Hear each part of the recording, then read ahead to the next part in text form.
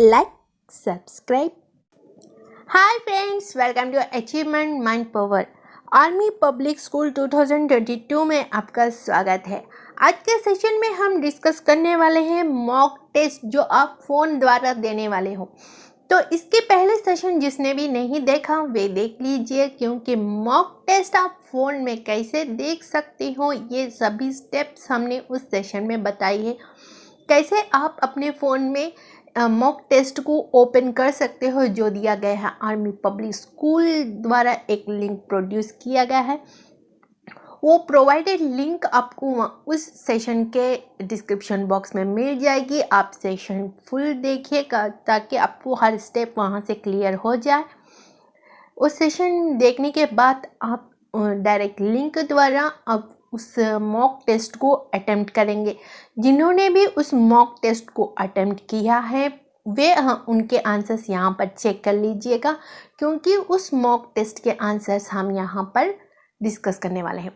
तो mock test के answers हम यहाँ पर डिस्कस करने वाले हैं। यहाँ पर ये भी बताते चले, अगर आपको उस सेशन में मॉक टेस्ट देने में कुछ प्रॉब्लम आ रही है, स्टेप्स तो वही होंगे प्रोसेस आपके, लेकिन मॉक टेस्ट आपको वहाँ पर नहीं बताया गया। यानी कि मॉक टेस्ट क्वेश्चंस के जो भी प्रोसेस है, यानी कि नेक्स्ट ये जो सबमिट करने के हैं, ये सभी हम इस सेशन में कवर करेंगे। तो आप यहाँ से भी देख सकते हैं, देखकर आप फिर से अटेम्प्ट करिए अपना मॉक टेस्ट एंड पाइए फाइनल रिजल्ट। देखिए आप सभी यहाँ से आपको एग्ज़ाम में सेंटर वाला एनवायरनमेंट होगा, इसी प्रकार आपको सेंटर में भी एग्ज़ाम देनी होगी।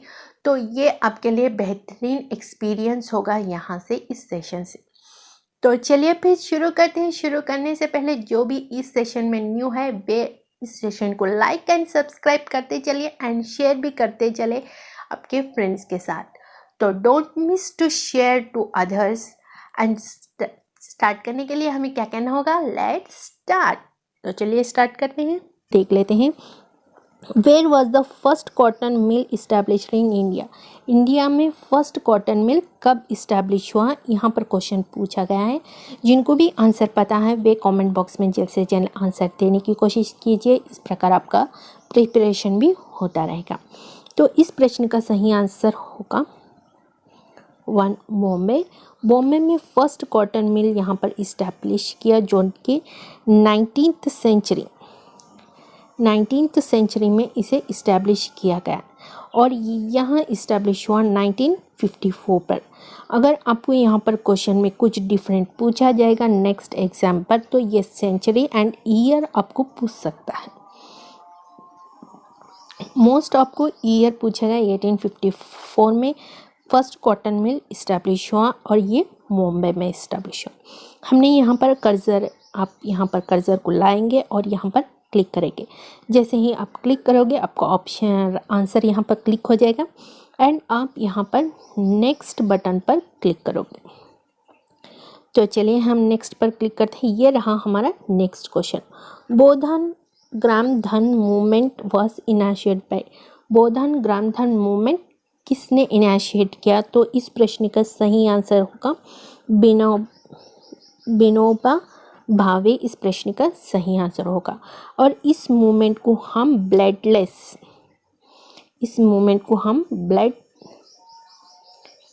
रिवॉल्यूशन भी कहते हैं। ये भी आपको काम आएगा। आपको अगर क्वेश्चन में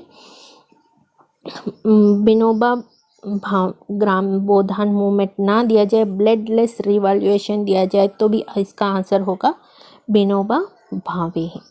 तो जैसे ही हम आंसर को क्लिक कर दिए, अब हम देखिए नेक्स्ट बटन पर क्लिक करेंगे। ये रहा हमारा third question.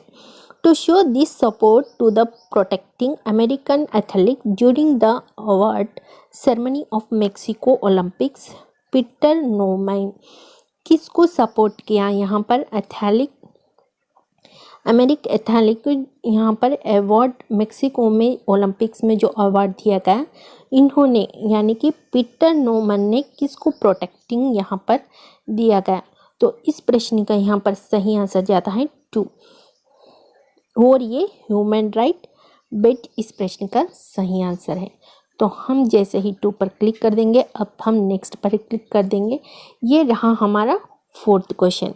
The value of all final goods and service produced within a country during a particular year is called as. एक पर्टिकुलर ईयर को हम यहाँ पर क्या कहते हैं? यहाँ पर जो value of goods and service का जो वैल्यू है एक ईयर पर पहुँचते हैं, हम उसे क्या कहते हैं? तो इसके लिए हम कहते हैं जीडीपी। जीडीपी हो जाएगा आपका ग्रॉस डोमेस्टिक प्रोडक्ट। तो इसके अनुसार अकॉर्डिंग टू दिस क्वेश्चन आपका ऑप्शन होगा फर्स्ट, एंड आप अब क्लिक करोगे नेक्स्ट पर। ये रहा हमारा next question 5th। Who appoints the chief election commissioner of India. Chief election commissioner of India को कौन अपॉइंटमेंट यहाँ पर देते हैं? यहाँ पर क्वेश्चन पूछा गया है। तो देखें अपॉइंटमेंट कौन यहाँ पर देता है? तो अपॉइंटमेंट तो यहाँ पर प्रेसिडेंट ही देता है। तो इस प्रश्न का सही आंसर हो जाएगा हमारा प्रेसिडेंट। अब हम नेक्स्ट पर क्लिक करेंगे। ये हमारा 6th क्वेश्चन है, जो कि चूज द करेक्ट स्टेटमेंट यहाँ पर दिया गया है। हमें सही स्टेटमेंट यहाँ पर पहचाना है। स्टेटमेंट्स आप यहाँ पर देख लीजिएगा। Pistil is the inner part of the flower. Flower के बारे में स्टेटमेंट दिया गया है। Anther and filament are the part of pistil. Transmission of loss of water in the form of water vapour from leaves. Next 4th है plants with green and tender stems are called as tree. Tree तो नहीं कहेंगे हम यहाँ पर, ये भी यहाँ पर रॉन्ग हो जाएगा, 2 भी यहाँ पर रॉन्ग हो जाएगा। तो इस प्रकार हम देखा जाए तो इस प्रश्न का सही आंसर होगा 1 and 4, 1 and 3। 1 and 3 हमें यहाँ पर सेकंड पर दिखाई दे रहा है। हम सेकंड पर क्लिक करेंगे। अब हम नेक्स्ट क्वेश्चन पर पहुँच जाएंगे। ये रहा हमारा next question 7th question. Which one of the following sentence is incorrect in muscles? यहाँ पर ह्यूमन बॉडी के मसल्स पर क्वेश्चन पूछा गया है। तो यहाँ पर हमें इनकरेक्ट स्टेटमेंट पहचानना है। तो देखिए यहाँ पर कुछ स्टेटमेंट्स दिए गए हैं। First, muscles work in pair, जी करेक्ट। नेक्स्ट देखिए, muscles become shorter stiffer and thicker when contract, जी नहीं, यहाँ पर मसल्स फिक्स हो जाते हैं तभी हम कोई चीज़ को फिक्स वे में पकड़ सकते हैं। तो नेक्स्ट देखिए, next option, a muscle can only push the bone, जी नहीं, मसल यहाँ पर पुश नहीं करता, यहाँ पर पुल करता है मसल। तो ये भी हमारा रॉन्ग है, ये भी हमारा रॉन्ग है। तो इसके लिए हमारा ऑप्शन होगा 1 इज राइट ऑप्शन। हम यहाँ पर नेक्स्ट पर क्लिक करेंगे। ये हमारा नेक्स्ट क्वेश्चन है 8। विच of the following is incorrect about wind energy के बारे में यहाँ क्वेश्चन पूछा गया है। यहाँ पर हमें रॉन्ग स्टेटमेंट को पहचानना है। तो देखिए यहाँ पर कुछ ऑप्शंस दिए गए हैं। The wind speed should also be higher than 15 kilometers per hour to maintain the required speed of the turbine. 2. The output of a single windmill is quite large and can be used for commercial purpose. 3. For a 1 megawatt generator, the farm needs about 0.5 hectares of land.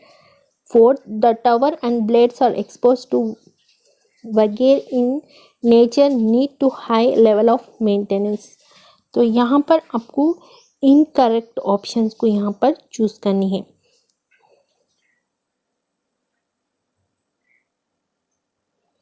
तो आप यहाँ पर incorrect option बताइए जल्द से जल्द।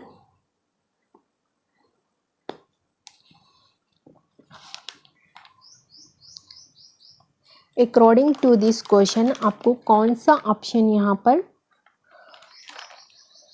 सही लग रहा है, इनकरेक्ट है, पहचानिए। यहाँ पर सेकंड ऑप्शन हमारा सही होगा।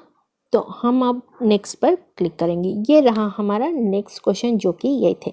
Silver chloride turns grey in sunlight, it is due to dash reaction. कौन से रिएक्शन द्वारा सिल्वर क्लोराइड यहाँ पर ग्रे हो जाएगा सनलाइट में?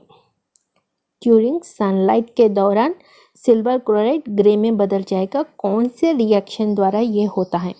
तो इसका एक सही आंसर होगा 2, एंडोथर्मिक यहाँ पर सही आंसर है। अब हम नेक्स्ट पर क्लिक कर रहे हैं। ये रहा हमारा next question 10th। In a classroom if there is some materials burning you felt suffocation this is और ड्यू टू एक्सेस ऑफ। यहाँ पर अगर कोई आपके क्लासरूम में अगर कोई चीज़ बंद हो रही है तो आप वहाँ पर इनकन्वीनियंट सफोकेशन फील करोगे, क्योंकि वहाँ पर कार्बन डाइऑक्साइड का एक्सेस, ज़्यादातर कार्बन डाइऑक्साइड रिलीज होता है, इसलिए आप ऐसा फील करोगे। तो इस प्रश्न का सही आंसर है 1। अब हम नेक्स्ट पर क्लिक करेंगे। ये रहा हमारा next question. Read the following information carefully, answer the question given below. यहाँ पर कुछ इंफॉर्मेशन दिया गया है। इस इंफॉर्मेशन के अकॉर्डिंग आपको एक्स एंड जेड का रिलेशन बताना है, जो कि आपको पेरेंटल अंकुल इनको प्रूफ करना है। तो आप यहाँ पर एक्स एंड जेड के बीच कौन से सिंबल्स यूज़ करने पर, सीक्वेंस ऑफ सिंबल्स यूज़ करने पर आपको यहाँ पर पेरेंटल अंकुल दिखाई देगा। प्लस माइनस यहाँ पर सिंबल्स दिया गया है। देखिए m इंटू एन अगर किया जाए तो m इज ब्रदर होगा, यानी कि m डिवाइडेड बाय n कर मीन्स यहाँ पर n यहाँ पर फादर होगा m का। तो m प्लस n यहाँ पर जैसे ही m प्लस n होगा तो यहाँ पर m का रिलेशन सिस्टर का होगा। m माइनस अगर करोगे तो यहाँ पर मदर का रिलेशन होगा m से n का। तो इन सिंबल्स को यानी कि इंटू प्लस माइनस डिवाइड को आप इन सिंबल्स को यूज़ करते हुए एक्स एंड जेड का रिलेशन बनाना है सीक्वेंस में, जिससे वो पेरेंटल अंकुल हो जाएगा एक्स का जेड। तो ये हो जाएगा, ये दिया गया है रिलेशनशिप के क्वेश्चन से लिया गया है। तो ये रहा हमारा option z into P and divided by m into x करने पर आपको यहाँ पर पेरेंटल अंकुल का रिलेशन दिखाई देगा। ये हमारा राइट आंसर है। अब हम नेक्स्ट पर क्लिक करेंगे। ये रहा हमारा next question. Who received the साहित्य अकादमी अवार्ड 2021 इन इंग्लिश लैंग्वेज के लिए किसने अवार्ड जीता है? तो ये हमारा 12th क्वेश्चन है। तो इंग्लिश के लिए यहाँ पर जीते हैं, बताइएगा यहाँ पर आंसर जल्दी।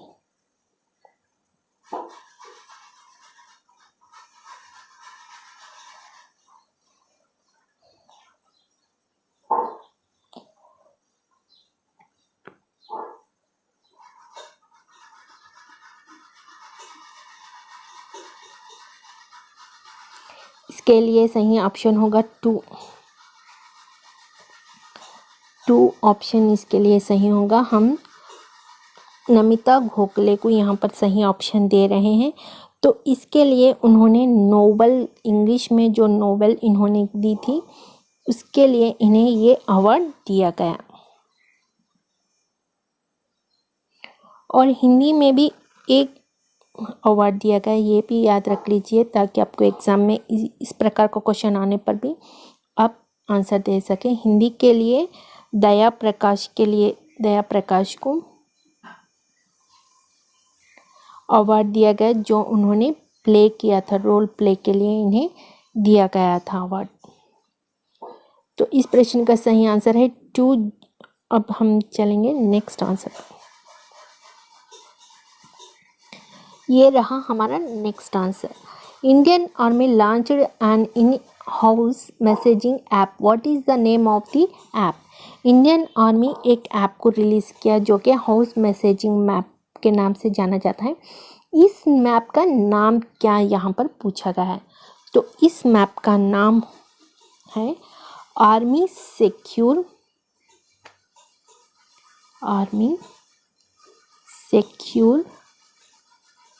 इंडिया जीनियस मैसेजिंग एप्लीकेशन को इन्होंने लॉन्च किया है। तो अकॉर्डिंग टू दिस हमारा क्वेश्चन का सही आंसर होगा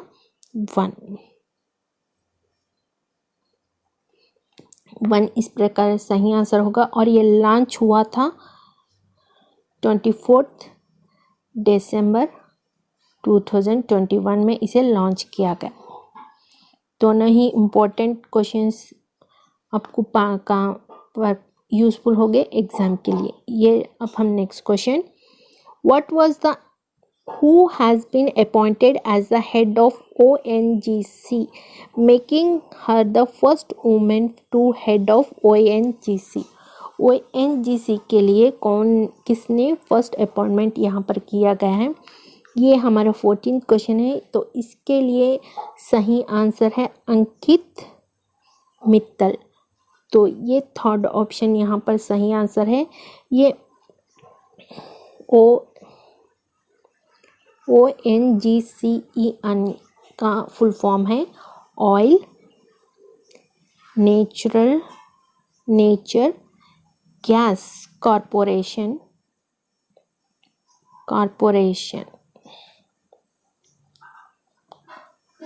ऑयल नेचर गैस कॉरपोरेशन इसका सही आंसर है। फुल फॉर्म है ONGC का और इसका सही आंसर है 3। तो अब हम नेक्स्ट पर चलते हैं। ये रहा हमारा next question, PM Modi has inaugurate a new campus of Chittaranjan national career institute CNCI in which city, कौन से सिटी में इसको इस्टेब्लिश किया गया। तो ये रहा हमारा सही आंसर कोलकाता। फर्स्ट ऑप्शन इसका सही है जो कि कोलकाता में किया गया। फर्स्ट आंसर सही। ये रहा हमारा next question, who received the global enterprise of the year award 2021 business transformation from the Indus entrepreneur based out of Silicon Valley के लिए कौन यहाँ पर रिसीव किया गया अवार्ड 2021 के लिए। तो इसके लिए सही आंसर है 1, कुमार मंगेला बिल्ला ने यहाँ पर इस अवार्ड को जीता है। तो नेक्स्ट पर हम चलते हैं। Next question, who was named the SGFI sportsman of the year award 2021 के लिए किसने ये अवार्ड जीता है SGFL स्पोर्ट्समैन के लिए। For this question right answer is 3 option यहाँ पर सही होगा, जो कि नीरज चोपड़ा ने इस अवार्ड को जीता है। तो नेक्स्ट पर हम क्लिक करेंगे। ये रहा हमारा next question, a teacher perform physically and explain it. A teacher performs practically and explain in. अगर प्रैक्टिकली यहाँ पर एक टीचर बता रहे हैं क्वेश्चंस को,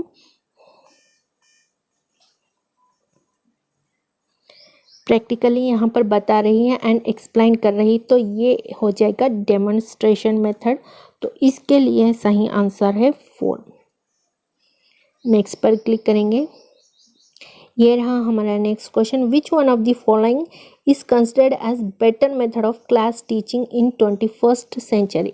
21st सेंचुरी में हमें बेस्ट मेथड बतानी होगी जो कि क्लास में यूज़ किया जाता है। तो लेक्चर तो यहाँ पर रॉन्ग मेथड है। सेमिनार्स डायरेक्ट मेथड भी यहाँ पर रॉन्ग कहा जा सकता है। डिस्कशन मेथड हम यहाँ पर अप्लाई कर सकते हैं 27, क्योंकि यहाँ पर बेस्ट टीचिंग मेथड पूछा गया है। तो नेक्स्ट इसका आंसर होगा 4। अब हम नेक्स्ट पर क्लिक कर रहे हैं। तो हमारे 25 आंसर्स हुए। नेक्स्ट पर क्लिक करें। ये रहा हमारा 20 question, which of the following is not characteristic of good question paper. Good question paper के लिए कौन सा कैरेक्टर सही नहीं है यहाँ पर पूछा गया है, सही नहीं है। अगर सही है पूछा जाएगा तो रिलायबिलिटी यहाँ पर सही होगा, रिलायबिलिटी यहाँ पर सही होगा। लेकिन यहाँ पर कौन सा सही नहीं है पूछा गया है, तो देखिए ऑप्शंस यहाँ पर objective types okay, subjective okay, no use of वर्क्यू वर्ड्स। तो इस प्रश्न का हम सही ऑप्शन देंगे थर्ड को। नेक्स्ट क्वेश्चन देख लेते हैं। Student can be classified into 4 types on the basis of their learning. Which of the following seeks meaning and reasoning of the learning. Learning के लिए कौन सा यहाँ पर मेथड सही है, यहाँ पर पूछा गया है। तो इस प्रश्न के लिए सही आंसर होगा एनालिटिक लर्नर। एनालिटिक लर्नर में यहाँ पर बच्चों के इंटरेस्ट के हिसाब से, इंटरेस्ट के अनुसार उनको एक्यूरेंसी यहाँ पर बताएंगे, यानी कि उनके न्यू नॉलेज को हम यहाँ पर डेवलप करेंगे, जो कि उन्हें अंडरस्टैंडिंग होगी कॉन्सेप्ट के प्रति। तो इसके लिए हमारा एनालिटिक लर्नर सही होगा ऑप्शन। तो अब हम नेक्स्ट पर क्लिक करेंगे। ये कैन फिर ये एग्जाम पर क्लिक हो गया। ये रहा हमारा next question. The student of individual में डेवलप बिलीव्स पॉजिटिव और negative about their own ability scope effective in the variety of situation determined as. यहाँ पर अगर बच्चों में इंडिविजुअली अगर उनमें डेवलप हो रहा है पॉजिटिव एंड नेगेटिव उनके अंदर, तो ये किस प्रकार का कहलाएगा? ये टर्म कहलाएगा self efficiency, self esteem, self realisation, confidence. जैसे जल्द कमेंट बॉक्स में इसका ऑप्शन बता दीजिए, बहुत ही ईजी ऑप्शन आंसर है। तो इस प्रश्न का सही आंसर होगा 1 सेल्फ एफिशिएंसी। नेक्स्ट क्वेश्चन देख लेते हैं। 23rd question, which of the following has the important impact of student overall development. के लिए कौन सा इम्पैक्ट यहाँ पर पड़ेगा बच्चों पर टीचर का? तो यहाँ पर देखें subject knowledge of teacher, teacher को सब्जेक्ट होनी चाहिए। ओवरऑल डेवलपमेंट करने के लिए सब्जेक्ट होनी चाहिए। Values of teacher, communication skill of ये टीचर सभी रहनी चाहिए। तो इसके लिए सही आंसर होगा ऑल ऑफ दिस। तो नेक्स्ट पर हम क्लिक करेंगे। ये रहा हमारा 24 question. Every childhood is the face of life of which age group. यहाँ पर चाइल्डहुड के फेस पर पूछा गया है अर्ली चाइल्डहुड कब होता है, ये यहाँ पर ईयर पूछा गया है। तो इसका सही आंसर होगा 0 to जन्म से लेकर 8 वर्ष की उम्र तक इनका। तो इस प्रश्न का सही आंसर होगा 2। अब हम नेक्स्ट पर क्लिक करेंगे। ये हमारा लास्ट एंड फाइनल क्वेश्चन है एंड यहाँ पर आप देखेंगे तो according to NEP 2020 the new school education structure has been prescribed as instead of 10+। पहले 2009 RTE के अंडर 10+2 का एजुकेशन स्ट्रक्चर चल रहा था, लेकिन NEP का जो न्यू एजुकेशन स्ट्रक्चर आया है 2020 का, यहाँ पर 5+3+4 का स्ट्रक्चर चल रहा है। तो इस प्रश्न का आंसर आपको यहाँ पर पता हो गया होगा। फर्स्ट ऑप्शन इसका राइट है। तो ये हमारा लास्ट क्वेश्चन तो आपने देख लिया है। तो देखिए यहाँ पर आपको सभी क्वेश्चंस ग्रीन में दिखाई दे रहे हैं क्योंकि हमने सभी क्वेश्चंस अटेम्प्ट की है। हमने अभी अब नेक्स्ट पर क्लिक नहीं किया, नहीं, इसलिए यहाँ पर क्वेश्चन हमारा सबमिट नहीं हुआ है। तो यहाँ पर हमें ब्लैक में दिखाई दे रहा है। हमने रिव्यू पर कुछ क्वेश्चंस नहीं रखा है। तो अगर आपने रिव्यू पर क्वेश्चन रखा होगा तो आप डायरेक्ट उस नंबर पर क्लिक करोगे और रिव्यू का आंसर देकर आप उस ब्लू टिक को ग्रीन में चेंज करोगे। तो ये मिनिमम आपके क्वेश्चंस हैं। तो हम यहाँ पर देखेंगे नेक्स्ट क्या होगा। जैसे ही हम नेक्स्ट पर क्लिक करेंगे, ओके, यहाँ पर सबमिट 25 क्वेश्चंस हमने अटेम्प्ट कर दी है। देखिए 25 क्वेश्चंस 20/20 यहाँ पर क्वेश्चंस हमने अटेम्प्ट कर दी है। यहाँ पर हमारा टाइमिंग दिखाई देगा, आप उन टाइमिंग को देखते रहिए। जूमिंग आपको कितनी चाहिए ये भी यहाँ पर कर सकते हैं, यानी कि आपको कितने पास में क्वेश्चन चाहिए, कितने लेवल तक आप अपने क्वेश्चंस को इजी से देख सकते हैं, ये यहाँ पर देख लीजिए। तो अब हम सबमिट ऑफ एग्ज़ाम को क्लिक करेंगे। जैसे ही हम सबमिट ऑफ एग्ज़ाम को क्लिक करेंगे, कुछ इस प्रकार का इंटरफेस हमें दिखाई देगा। यहाँ पर देखिए क्वेश्चंस हमने सभी अटेम्प्ट किए हैं और क्वेश्चंस 25 हमने आंसर भी क्वेश्चन 25 क्वेश्चंस किए। अनआंसर क्वेश्चंस कुछ भी नहीं है, मार्क ऑफ रिव्यू क्वेश्चंस भी कुछ नहीं है। अगर इनमें कुछ क्वेश्चंस होते तो आपको यहाँ पर क्वेश्चंस दिखाई देंगे। अगर आप यहाँ पर रिटर्न फिर एग्ज़ाम में जाना चाहते हो तो आपको यहाँ पर ऐसा ऑप्शन दिखाई देगा, आप बिफोर टाइमिंग के हो गए तो आप पीछे भी एग्ज़ाम में जा सकते हो। आपका एग्ज़ाम ओवर होने के बाद आपको रिटर्न नहीं लिया जाएगा एग्ज़ाम सेंटर में।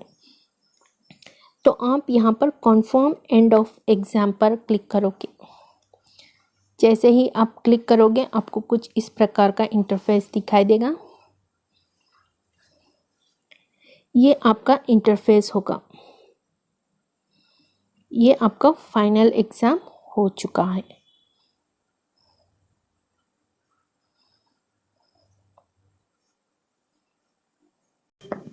ओके फ्रेंड्स, यहाँ तक आप सभी का कॉन्सेप्ट क्लियर हो चुका होगा। अगर आपको फिर भी कोई डाउट हो तो कमेंट बॉक्स में पिन कर दीजिए, रिप्लाई करने की कोशिश करूँगी। जिन्होंने अभी तक लाइक सब्सक्राइब नहीं किया, लाइक सब्सक्राइब कर दीजिएगा। हम नेक्स्ट सेशन में आपके साथ फिर जुड़ेंगे। Until then keep smile, bye bye.